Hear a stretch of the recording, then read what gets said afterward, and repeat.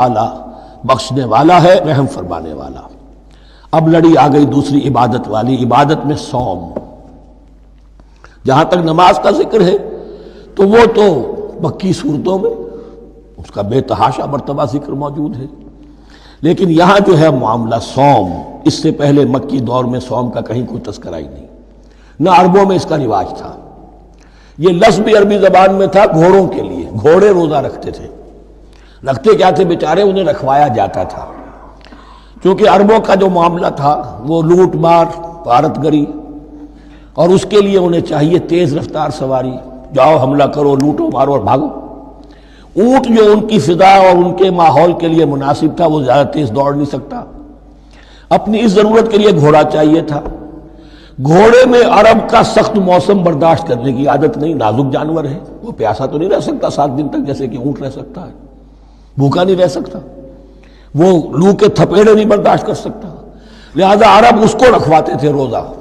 کھانا پینا بند کیا اور اس کے جو ہے منہ کر کے کھڑے ہو گئے جب گرم تیز ہوا چل رہی ہے، خود تو اپنے آپ کو لپیٹ لیا اپنے گھتنے میں، گھترا کہلاتا ہے وہ جو بھی کپڑا اوپر ہوتا ہے، اور وہ اس گھوڑے کو جو ہے وہ ساری آگ اس پر برس رہی ہے تاکہ اس میں عادت پیدا ہو جائے جھیلنے کی، برداشت کرنے کی۔ تو جنگ کے موقع پر کہیں یہ دغا نہ دے جائے، اگر یہ ہمت ہار گیا تو اس کا تو کیا کیا جائے گا، تو اصل میں سوار ہے جو مارا گیا۔ یہ روزہ ان کے ہاتھ تھا، لیکن جب حضور آئے مدینے میں تو یہاں یہود میں روزے کا رواج تھا۔ وہ ایک تو عاشورہ کا روزہ رکھتے تھے، اس لیے کہ وہ تاریخ تھی جس میں کہ نجات ملی تھی بنی اسرائیل کو فرعونیوں سے۔ پہلے یہ کہ ہر مہینے میں 3 روزے، اب اگر 30 کے 30 روزے ایک ہی مہینے میں فرض کر دیے گئے ہوتے اور وہ ہوتے جون جولائی کے تو جان نکل جاتی۔ بہترین تدبیر یہ کی گئی ہر مہینے میں، اور یہ موسم سارے آ رہے ہیں اس میں۔ پھر کچھ عرصے کے بعد یہ رمضان کا روزہ فرض کیا گیا۔ پہلا جو روزہ تھا 3 دن کا، اس میں یہ بھی تھی اجازت کہ جو اگر مسافر نہیں ہے، بیمار بھی نہیں ہے، طاقت رکھتا ہے روزہ رکھنے کی، پھر بھی روزہ نہ رکھے تو اس کا فدیہ یہ ہے کہ 1 مسکین کو کھانا کھلائے۔ علی الاطلاق تھا یہ۔ جب رمضان کے روزے کی فرضیت ہو گئی تو اب یہ فدیہ نہیں ہے، البتہ حضور نے اس کو باقی رکھا ایسے شخص کے لیے جو بہت بوڑھا ہے، یا کوئی خاتون بہت بوڑھی ہے برداشت نہیں کر سکتی، یا کوئی بیمار ہے، کسی سخت ایسی بیماری میں ہے کہ روزہ اس کے لیے جان کے لیے ہلاکت کا اندیشہ ہو سکتا ہے، اس کے لیے فدیہ برقرار رکھا۔ عام طور پر صحت مند شخص جو مسافر بھی نہ ہو اس کے لیے یہ رعایت ختم ہو گئی۔ یہ ہے ان آیات کی تعبیر جس پر میں پہنچا ہوں، اور بہت پہلے پہنچ گیا تھا، لیکن چونکہ اکثر مفسرین نے یہ بات نہیں لکھی ہے تو میں جھجکتا رہا، لیکن بعد میں مجھے معلوم ہوا کہ مولانا انور شاہ کاشمیری رحمۃ اللہ علیہ کی رائے یہی ہے، تو مجھے اعتماد ہو گیا۔ اور پھر مجھے اس کا ذکر جو ہے یہ تفسیر کبیر میں امام راضی کے ہاں بھی مل گیا کہ متقدمین کے ہاں یہ رائے موجود تھی کہ پہلی 2 آیتیں جو ہیں اس روزے سے متعلق، یہ رمضان کے روزے سے متعلق نہیں ہیں، بلکہ وہ 3 ہر مہینے کی 13، 14 اور 15 ایام 20 کے روزے حضور نے بعد بھی رکھے ہیں نفلاً، لیکن شروع میں یہ 3 روزے رکھنے کا حکم دیا گیا تھا۔ پہلی 2 آیتیں اس 6 آیتوں پر مشتمل رکوع، اور یہ ایک عجیب مقام ہے۔ قرآن مجید کے احکام بہت دفعہ ہے، نماز کے احکام قرآن میں بہت دفعہ ہیں، کہیں وضو کا ہے، کہیں تیمم کا ہے، کہیں اور نماز خوف کا ہے، مختلف جگہوں پر، لیکن صوم کی عبادت پر یہ 6 آیات کامل ہیں، مکمل ہیں، اس کی حکمت، اس کی غرض و غایت، اس کے احکام سب کے سب اس میں آ گئے۔ اب پہلی 2 آیتیں کون سی ہیں؟ یا ایھا الذین آمنوا کتب علیکم الصیام کما کتب علی الذین من قبلکم لعلکم تتقون، اے ایمان والو تم پر بھی فرض کیا گیا روزہ رکھنا جیسے کہ فرض کیا گیا تھا تم سے پہلوں پر، تاکہ تمہارے اندر تقوی پیدا ہو جائے۔ وہ جنگ کے لیے کرواتے تھے گھوڑوں کو تیار، تمہیں تقوی کے لیے اپنے آپ کو تیار کرنا ہے، بھوک کو قابو میں رکھ سکو، شہوت کو قابو میں رکھ سکو، پیاس کو برداشت کر سکو۔ اللہ کی راہ میں جنگ کے لیے تمہیں نکلنا ہوگا، اس میں بھوک بھی آئے گی، پیاس بھی آئے گی، اپنے آپ کو تیار کرو جہاد کے لیے۔ اور یہ بات واضح ہو جائے گی، اگلے رکوع سے قتال کی بحث شروع ہو جائے گی۔ روزے کی یہ گفتگو ہو رہی ہے تمہیداً قتال کے لیے، جیسے گھوڑوں کو تیار کیا جاتا تھا، صوم رکھوایا جاتا تھا قتال کے لیے۔ ایام معدودات، گنتی کے چند دن ہیں، یہ گویا کہ ثبوت ہے اس کا کہ یہ 2-3 دن سے زیادہ، معدود جو ہے وہ عربی زبان میں 9 سے زیادہ نہیں ہو سکتا. معدودہ جب آئے گا، ایام معدودات، یہ جمع جو ہے جمع قلت کہلاتی ہے. معدودات، معدودہ بڑی سے بڑی رقم ہو سکتی ہے، لیکن معدودات جمع قلت ہے. گنتی کے چند روز ہیں. فمن کان منکم مریضا، ان میں بھی یہ رعایت ہے کہ جو تم میں سے بیمار ہو، او علی سفر، یا سفر پر ہو، فعدۃ من ایام اخر، تو وہ تعداد پوری کر لے دوسرے دنوں میں. وعلی الذین یطیقونہ، اور جو اس کی طاقت رکھتے ہوں، فدیۃ طعام مسکین، وہ فدیہ دے، ایک مسکین کا کھانا کھلانا. ان آیات کی تفسیر میں جیسا کہ میں نے عرض کیا مفسرین کے بہت سے اقوال ہیں، اب میں اس کی بحث میں نہیں جا سکتا. جو میں نے اپنے مطالعے کے بعد رائے قائم کی ہے، میں صرف وہی بیان کر رہا ہوں کہ اس وقت، اور یہ امام راضی کے الفاظ ہیں، کہ یہ فرضیت علی التعیین نہیں تھی بلکہ علی التخییر تھی. فرض تو ہے روزہ، لیکن اس کا بدل بھی دیا جا رہا ہے. اگر تم نہیں رکھنا چاہتے تو تم ایک مسکین کو کھانا کھلا دو. تو گویا کہ تدریجاً انہیں لانا تھا، چونکہ اس بات کے وہ پہلے سے عادی نہیں تھے. فمن تطوع خیرا فهو خیر اللہ، اور جو اپنی جی سے، اپنی مرضی سے خیر کرنا چاہے تو اس کے لیے خیر ہے. روزہ بھی رکھے اور مسکین کو کھانا بھی کھلائے، دونوں کام کرے، تو اس میں کوئی رکاوٹ تو نہیں، اس کے لیے بہتر ہوگا.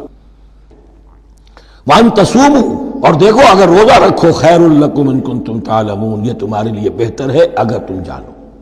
اب یہاں بھی ایک طرح کی رعایت کا انداز ہے.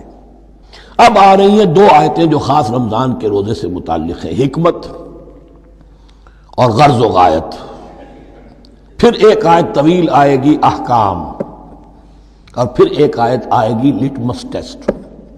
یہ 6 آیتیں. شہر رمضان الذی انزل فیہ القرآن، رمضان کا مہینہ وہ ہے جس میں قرآن نازل کیا گیا.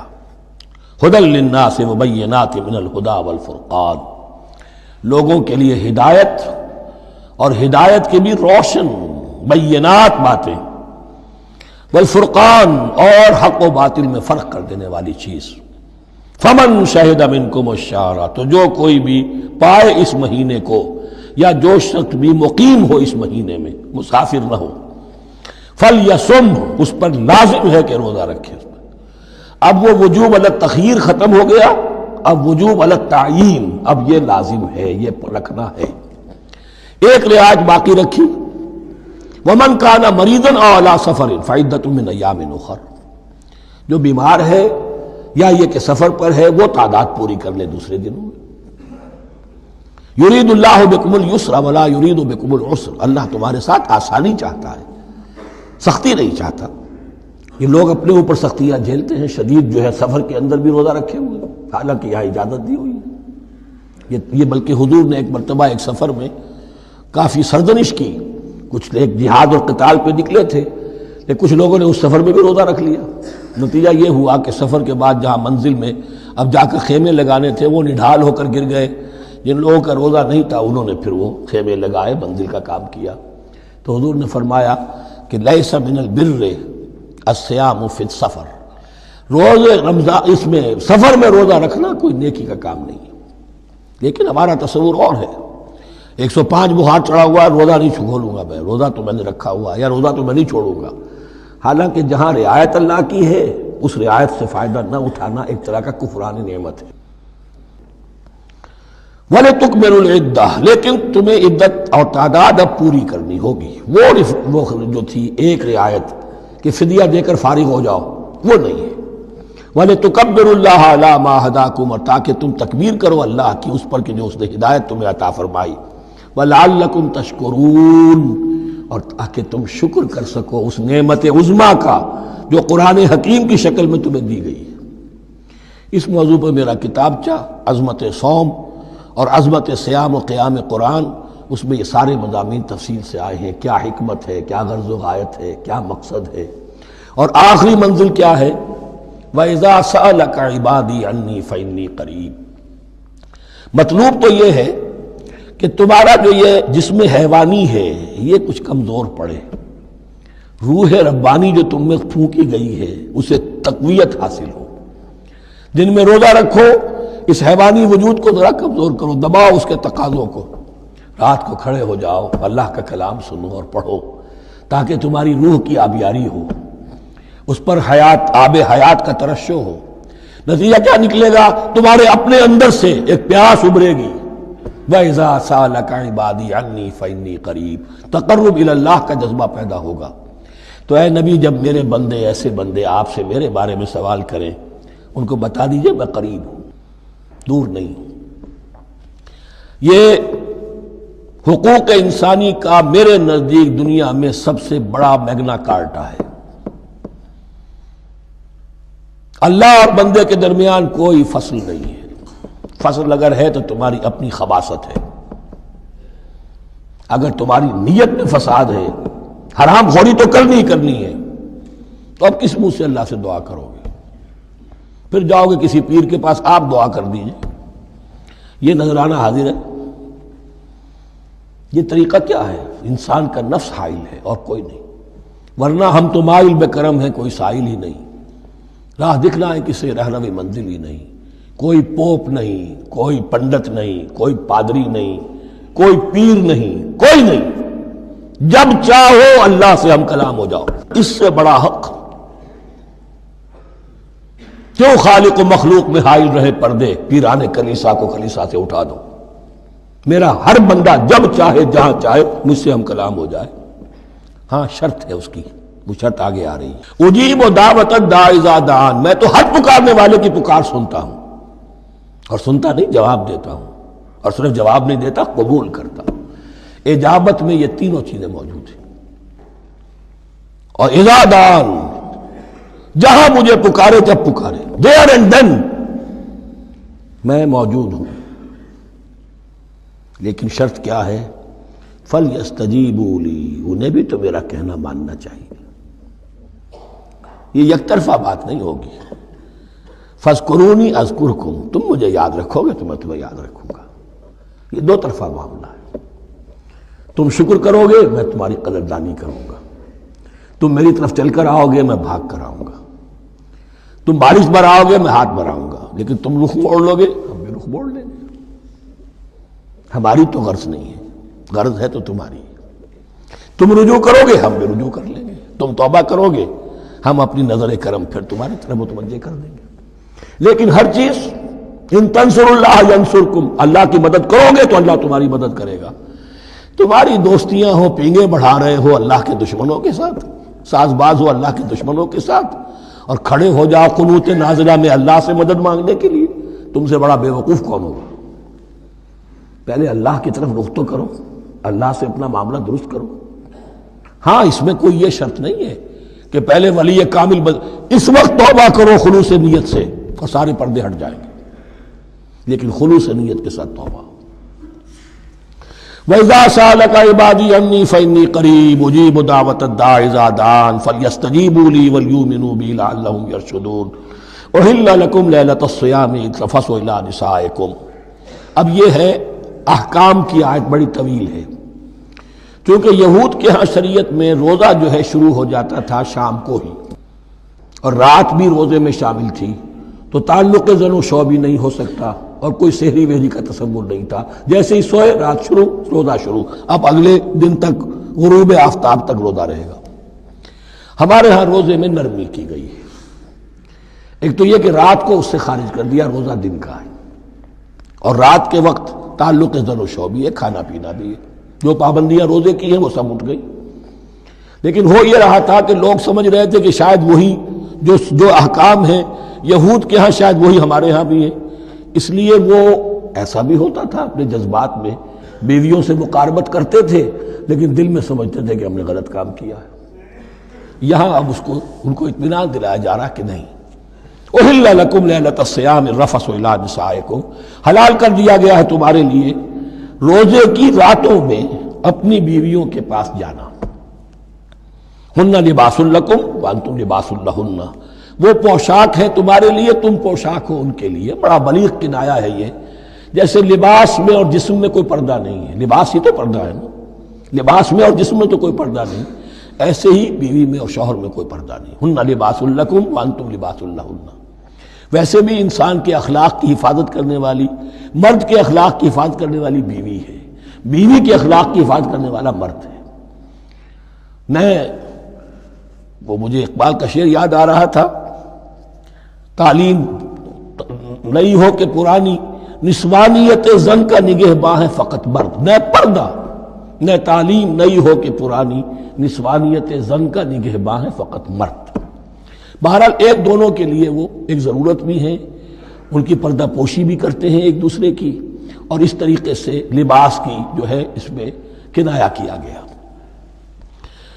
علم اللہ انکم کنتم تختانون انفسکم، اللہ کے علم میں ہے کہ تم اپنے آپ کے ساتھ خیانت کر رہے تھے، ایک کام کر رہے تھے جو گناہ نہیں ہے لیکن تم سمجھتے تھے گناہ ہے، تو اپنے آپ سے خیانت ہو گئی کہ نہیں؟ اصلاً وہ گناہ نہیں تھا لیکن تمہارے علم میں نہیں تھا، لیکن تم یہ سمجھتے ہوئے بھی کہ یہ ممنوع ہے اس کا ارتکاب کر رہے تھے۔ علم اللہ انکم کنتم تختانون انفسکم فتاب علیکم، تو اللہ نے تم پر نظر رحمت فرمائی، وعفا عنکم، اور بخش دیا، معاف کر دیا، جو بھی خطائیں ہو گئی ہیں وہ سب کے سب معاف سمجھو۔ فالآن باشروہن، اب ان کے ساتھ جو بھی تعلق شے ہے وہ قائم کرو، وابتغوا ما کتب اللہ لکم، اور تلاش کرو، حاصل کرو جو کچھ اللہ نے تمہارے لیے لکھ دیا ہے۔ کیا لکھ دیا ہے؟ ایک تو اولاد تعلق زن و شو میں، اور ایک سکون ہے کہ جو اللہ تعالیٰ نے اس میں رکھا ہے، لِتَسْكُنُوا إِلَيْهَا، قرآن مجید میں یہ الفاظ آئے، ایک تسکین ہے، سکون ہے، اعصاب کا تناؤ جو ہے وہ اس کے بعد جو ہے اس کے اندر ایک سکون کی کیفیت پیدا ہو جاتی ہے۔ اور یہی اس میں حکمت ہے کہ حضور اپنے ہر سفر میں ہم ایک زوجہ محترمہ کو ضرور ساتھ رکھتے تھے، اس لیے کہ قائد کو، سپہ سالار کو کسی وقت بڑی ایسی یعنی پریشان کن صورتحال میں فیصلے کرنے پڑتے ہیں، جذبات پر دباؤ ہوتا ہے اور اعصاب پر دباؤ ہوتا ہے، تو ساتھ اگر کوئی اہلیہ بھی موجود ہو تو اس میں، اور اس کے بہترین مواقع سیرت میں آئے ہیں، وہ پھر کسی وقت میں بیان کروں گا۔ وابتغوا ما كتب الله لكم وكلوا واشربوا حتى يتبين لكم الخيط الابيض من الخيط الاسود من الفجر، اور کھاؤ اور پیو یہاں تک کہ واضح ہو جائے تمہارے لیے سفید دھاری فجر کی سیاہ دھاری سے، یعنی یہ پاؤں پھٹنے کے لیے استعارہ ہے کہ جب سفیدہ نمایاں ہوتا ہے ایک لکیر کی طرح، پاؤں پھٹ گئی، اس وقت تک کھانے پینے کی چھوٹ ہے، سحری جو ہے آپ کر سکتے ہیں، بلکہ کلو واشربو، کھاؤ اور پیو، اور اس کی حدیث میں تاکید آئی ہے، اور یہ بھی فرمایا ہمارے اور یہود کے روزے کے مابین سحری جو ہے وہ فرق ہے، تسحروا فإن فی السحور برکہ، سحری ضرور کیا کرو اس لیے کہ سحری میں برکت ہے۔ ثم اتموا الصیام الی اللیل، پھر رات تک روزے کو پورا کرو۔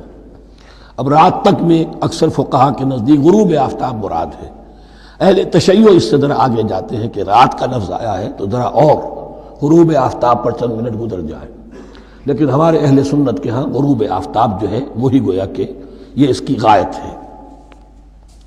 وَلَا تُبَاشِرُوهُنَّ وَأَنْتُمْ عَاكِفُونَ فِي الْمَسَاجِدِ، لیکن یہ رعایت جو تمہیں دی جا رہی ہے اس میں ایک استثناء ہے، جب تم معتکف ہو مسجدوں میں تو پھر اپنی بیویوں سے کوئی تعلق قائم نہ کرو۔ وَلَا تُبَاشِرُوهُنَّ، مت ان سے مباشرت کرو، وَأَنْتُمْ عَاكِفُونَ فِي الْمَسَاجِدِ، جبکہ تم مسجدوں میں اعتکاف میں ہو، آخری عشرے میں جو اعتکاف ہوتا ہے۔ تِلْكَ حُدُودُ اللَّهِ فَلَا تَقْرَبُوهَا، یہ اللہ کی حدود ہے، ان کے قریب مت جاؤ۔ بعض جگہ پر آتا ہے فلا تعتدوها، ان حدود کو عبور نہ کرو، ان سے تجاوز نہ کرو، تو حرام تو یہی شے ہوگی کہ حدود سے تجاوز کیا جائے، لیکن احتیاط اس میں ہے to keep at a safe distance, ذرا دور رہو، آخری حد تک چلے جاؤ گے تو اندیشہ ہے کہ کہیں اس حد کو کراس نہ کر جاؤ۔ فلا تقربوها، اللہ کے حدود سے ذرا ایک سیف ڈسٹینس کے اوپر رہنا ضروری ہے۔ کذالک یبین اللہ آیاتہ للناس، اسی طرح اللہ تعالیٰ واضح کرتا ہے اپنی نشانیاں لوگوں کے لیے، لعلہم یتقون، تاکہ وہ تقوی کی روش اختیار کر سکیں، بچ سکیں۔ اب وہ لٹمس ٹیسٹ والی آیت آ گئی، تقوی کا ٹیسٹ کیا ہے؟ روزہ اس لیے فرض کیا کہ تقوی پیدا ہو جائے، یہ سارے احکام تمہیں دیے جا رہے ہیں تاکہ تمہیں تقوی پیدا ہو جائے، ٹیسٹ کیا ہے؟ تقوی کا لٹمس ٹیسٹ عقل حلال، یہ نہیں ہے کوئی نیکی نہیں۔